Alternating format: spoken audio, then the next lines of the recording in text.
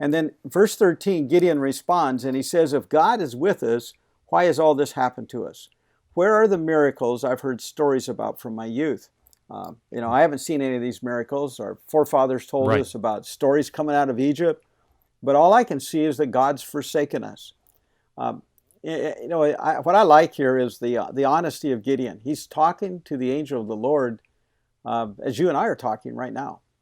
Right. Having just a normal conversation. And then verse 14, the angel responds. He says, go in the might of yours. God has sent you. And Gideon responds, how can I save Israel? He says, I'm weak. My tribe is small. I'm of the tribe of Manasseh. It's very tiny. I'm the youngest of my family. Who am I? Huh. And I love in verse 16, God responds and says, I am with you, Gideon. You will defeat the Midianites. I And know we'll have a chance to unpack this a little bit, but I love the fact that God tends to ignore our perceptions and feelings. He kind of overrides them and tells us what he sees. And I do yeah, like that, and maybe that's one of the keys to fear. I know we'll unpack it a little bit, but that's what I see right there. He just overrides our bad perceptions and tells us what he sees. yeah. And I think sometimes, God sees us for what we will become and not what we might be at this moment, which I'm Fantastic. thankful for Yeah. that. Yeah. Yeah. Um, and so after that little conversation, Gideon responds again. He says, okay, if I'm going to be able to defeat the Midianites, then show me a sign.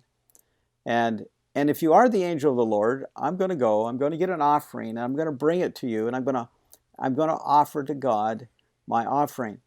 And he says, but I don't want you to leave. You wait. So in verse 18, the angel responds to Gideon, and he says to him, I will wait until you come back.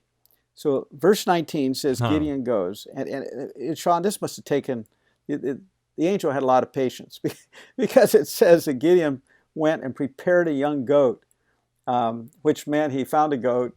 He had to kill it. Butcher He it. had to skin Yeah. it. He had to butcher it, and he had to cook this goat. And then he says he made unleavened bread. He made some broth. So it had to be at And least the angel of the Lord just, a couple couple hours, hours man. later. so So you he keep the comes. angel of the Lord waiting. I hadn't even noticed that. So he comes back, and the angel. The Bible says in verse 20, the angel of God said to Gideon, "Take the meat and the unleavened bread, and lay them on this rock, and pour out the broth." And he did so.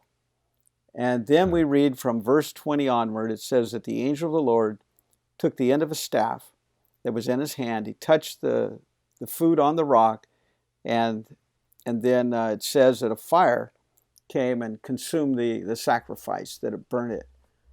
Um, Huh. and then immediately, the Bible says immediately the angel leaves.